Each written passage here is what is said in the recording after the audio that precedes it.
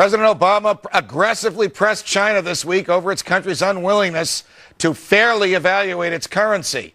Many claim that the supposedly undervalued yuan artificially makes Chinese goods cheaper for Americans while making American goods more expensive for the Chinese. They claim this is part of why we have such a massive trade deficit with China.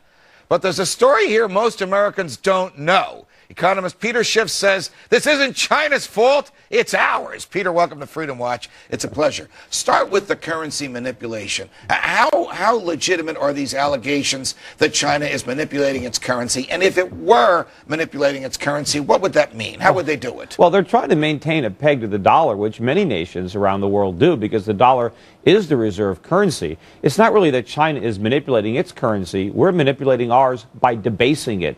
You see, money has to be backed by something. A long time ago, our money, up until 1971, was backed by gold. China decided to back its money by the dollar because it was the reserve currency for stability. But the problem is, China's economy is more productive than ours. Their government is less fiscally irresponsible. So instead of bringing stability to China, we're bringing inflation.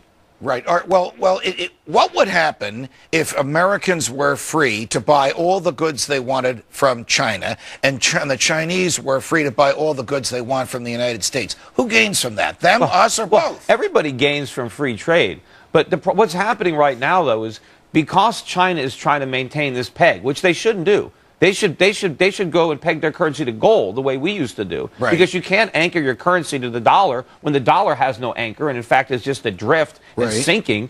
But if the Chinese allowed their currency to rise, China would benefit. In fact, President Obama had it right. He hit the nail on the head in that press conference. He said that if China allowed its currency to rise, that would bring prices down for the Chinese, that would give them more purchasing power, and that would lead to a higher standard of living. But what he didn't say was that the opposite is true here, because if the Chinese currency rises, the dollar falls, prices rise for Americans, we lose purchasing power to the Chinese, and our standard of living falls. That's what's going to happen. Do the Chinese understand the discipline that would be imposed if they pegged the yuan to gold? I mean, it's not just Peter Schiff saying, let's think about gold. Even that nut job from Princeton, Paul Krugman, and the neocon Bill Kristol from the left and from the right have said we have to think about gold. Now, gold has been out of the question since 1971. Is something happening in people's thinking about it? I think they understand that. If you look at the comments that have been coming out, they want stability.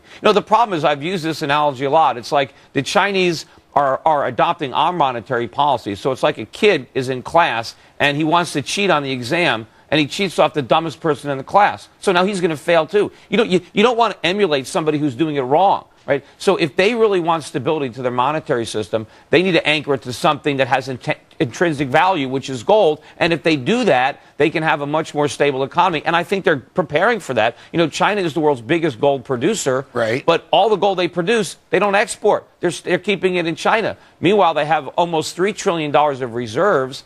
They are increasing the components of gold as a percentage of those reserves. Do they want to lend money to us? Do they want to be our banker? I don't think so. I think they're trapped in this vendor financing scheme that happens over and over again. You have a temptation to throw good money after bad. And a lot of people make the mistake of thinking that we owe the Chinese so much that they will continue to lend. But I think we've upped the ante so much, we're asking the Chinese to go all in. They're not thinking about the 1 or 2 trillion they already have. They're thinking about the 5 or 10 trillion that we're asking them to buy in the next 10 years, and they don't want to do it. All right, so are you suggesting that if somehow the debt ceiling is raised, if the Republicans in the House cave and they give Tim Geithner the ability to sell all the bonds he wants, he might not be able to sell them in Beijing? Well, he'll sell them to Ben Bernanke. That's our problem, because we're going to print more money. And then that's going to create more inflation in China, because the money we print gets sent over to China. They have to print up more RMB to buy that. They have more inflation. Now, if the Chinese get smart and stop buying, then all the inflation stays in America.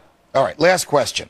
Donald Trump and others this week have been suggesting we should retaliate against the Chinese because of their devaluation of the yuan and tax, otherwise known as a tariff, the products they want to sell here. For heaven's sakes, wouldn't that be a disaster? The last time we had massive tariffs, it caused the Great Depression. Yeah, we should retaliate by shooting ourselves. And we really need more taxes. I mean, do we really want to? All that's going to happen if we put tariffs on these Chinese goods is it's going to cost Americans more money to buy them. Right. But it's not like they're going to turn and say, well, I'm not going to buy these Chinese goods because they're now more expensive. I'll buy the less expensive American goods. Those goods don't exist. Right. So either I buy more expensive Chinese goods or I go without. That's the decision. Got it. Peter Schiff, thank you. After this, Stuart